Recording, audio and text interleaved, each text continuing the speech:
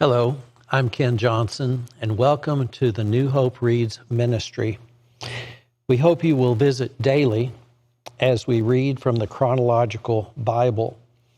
May our time spent together in God's Word be a blessing to us all as God reveals Himself and His nature, as He opens our minds, and as He prepares our hearts for our good and His service.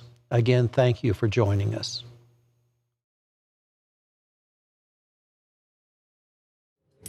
April 28th, Absalom's Rebellion, 2 Samuel 15, 1 through 12. After this, Absalom bought a chariot and horses, and he hired 50 bodyguards to run ahead of him.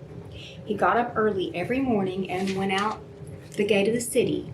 When people brought a case to the king for judgment, Absalom would ask where in Israel they were from, and they would tell him their tribe.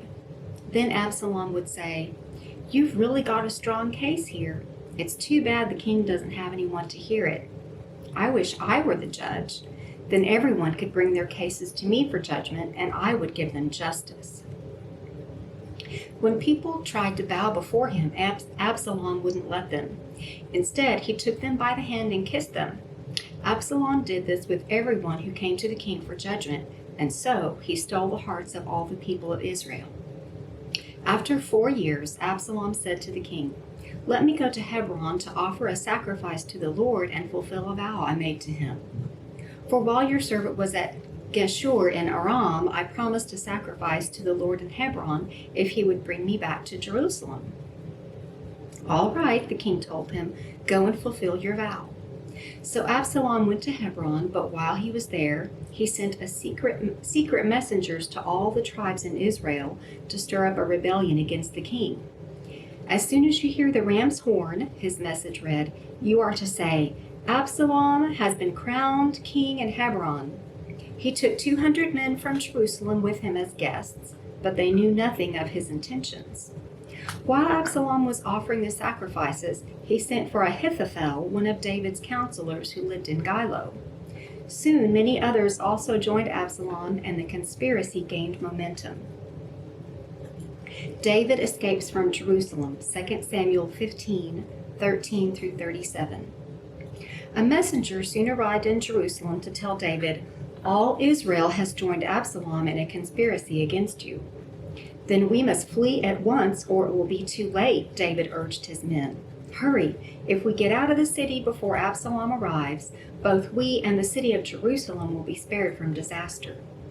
"We are with you," his advisors replied. "Do what you think is best."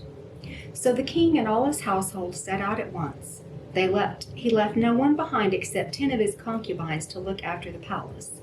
The king and all his people set out on foot, pausing at the last house to let all the king's men move past to lead the way. There were 600 men from Gath who had come with David along with the king's bodyguard.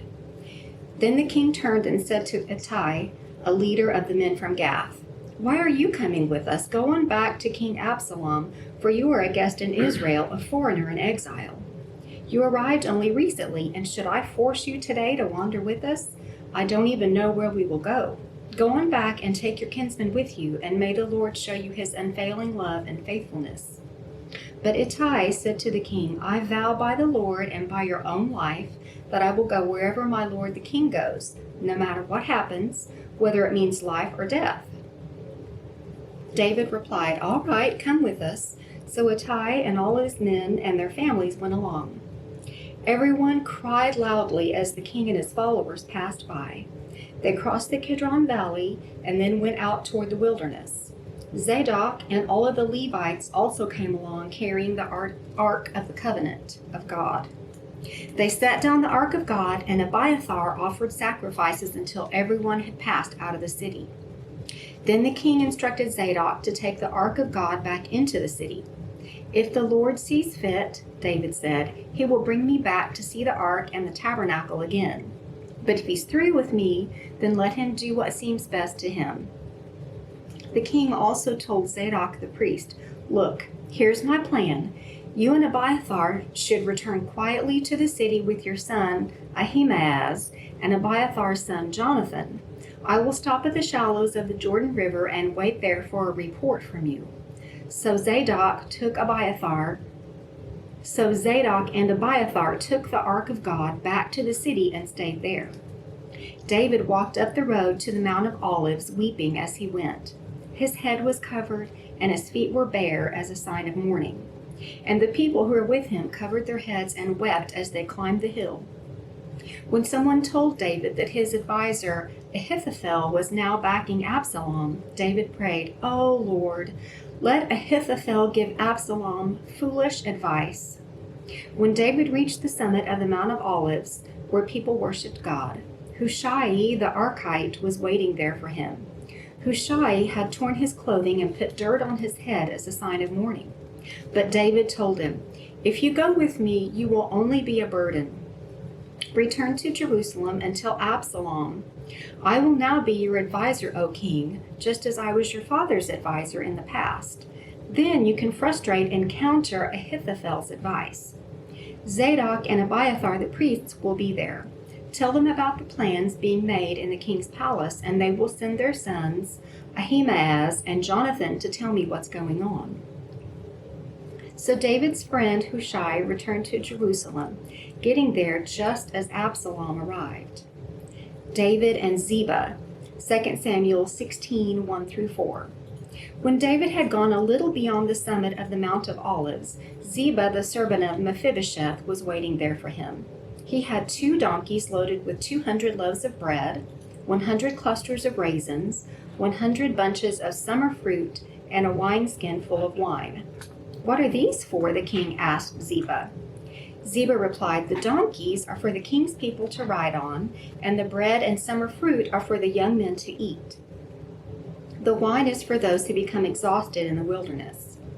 "And where is Mephibosheth, Saul's grandson?" the king asked him. "He stayed in Jerusalem," Ziba replied. "He said, 'Today I will get back the kingdom of my grandfather Saul.'" "In that case," the king told Ziba, "I give you everything Mephibosheth owns." "I bow before you," Ziba replied. "May I always be pleasing to you, my lord the king." Shimei curses David, 2 Samuel 16, 5-14. As King David came to Bahurim, a man came out of the village cursing them. It was Shimei, son of Gera, from the same clan as Saul's family. He threw stones at the king and the king's officers and all the mighty warriors who surrounded him. "Get out of here, you murderer, you scoundrel," he shouted at David. "The Lord is paying you back for all the bloodshed in Saul's clan. You stole his throne, and now the Lord has given it to your son Absalom. At last you will taste some of your own medicine, for you are a murderer." "Why should this dead dog curse my lord the king?" Abishai, son of Zeruiah, demanded. "Let me go over and cut off his head." "No," the king said. "Who asked your opinion, you sons of Zeruiah? If the Lord has told him to curse me, who are you to stop him?" Then David said to Abishai and all of his servants, "My own son is trying to kill me. Doesn't this relative of Saul have even more reason to do so? Leave him alone and let him curse, for the Lord has told him to do it. And perhaps the Lord will see that I am being wronged and will bless me because of these curses today." So David and his men continued down the road, and Shimei kept at pace with them on a nearby hillside, cursing and throwing stones and dirt at David. The king and all who were with him grew weary along the way, so they rested when they reached the Jordan River. Ahithophel advises Absalom, 2 Samuel 16, 15-17:4. Meanwhile, Absalom and all the army of Israel arrived at Jerusalem, accompanied by Ahithophel. When David's friend Hushai the Archite arrived and went immediately to see Absalom. "Long live the king!" he exclaimed. "Long live the king!" "Is this the way you treat your friend David?" Absalom asked him. "Why aren't you with him?" "I'm here because I belong to the man who was chosen by the Lord and by all the men of Israel," Hushai replied. "And anyway, why shouldn't I serve you? Just as I was your father's advisor, now I will be your advisor." Then Absalom turned to Ahithophel and asked him, "What should I do next?" Ahithophel told him, "Go and sleep with your father's concubines, for he has left them here to look after the palace. Then all Israel will know that you have insulted your father beyond hope of reconciliation, and they will throw their support to you."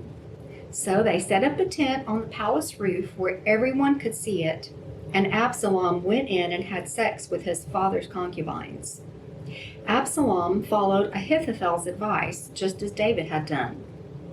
For every word Ahithophel spoke seemed as wise as though it had come directly from the mouth of God. Now Ahithophel urged Absalom, "Let me choose 12,000 men to start out after David tonight. I will catch up with him while he's weary and discouraged. He and his troops will panic, and everyone will run away. Then I will kill only the king, and I will bring all the people back to you as a bride returns to her husband. After all, it is only one man's life that you seek. Then you will be at peace with all the people."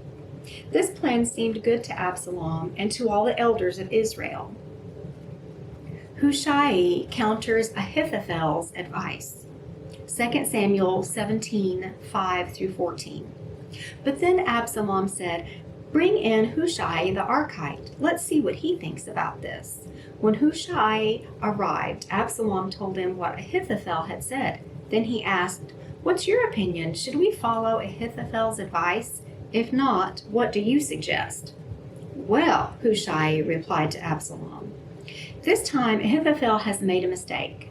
You know your father and his men. They are mighty warriors. Right now they are as enraged as a mother bear who has been robbed of her cubs. And remember that your father is an experienced man of war. He won't be spending the night among the troops. He is probably already hidden in some pit or cave, and when he comes out and attacks and a few of your men fall, there will be panic among your troops, and the word will spread that Absalom's men are being slaughtered. Then even the bravest soldiers, though they have the heart of a lion, will be paralyzed with fear. For all Israel knows what a mighty warrior your father is and how courageous his men are. I recommend that you mobilize the entire army of Israel, bringing them as far away as Dan in the north and Beersheba in the south. That way you will have an army as numerous as the sand on the seashore. And I advise that you personally lead the troops. When we find David, we'll fall on him like dew that falls on the ground, and neither he nor any of his men will be left alive. And if David were to escape into some town, you will have all Israel there at your command. Then we can take ropes and drag the walls of the town into the nearest valley until every stone is torn down." Then Absalom and all the men of Israel said, "Hushai's advice is better than Ahithophel's, for the Lord had determined to defeat the counsel of Ahithophel, which really was the better plan, so that he could bring disaster on Absalom."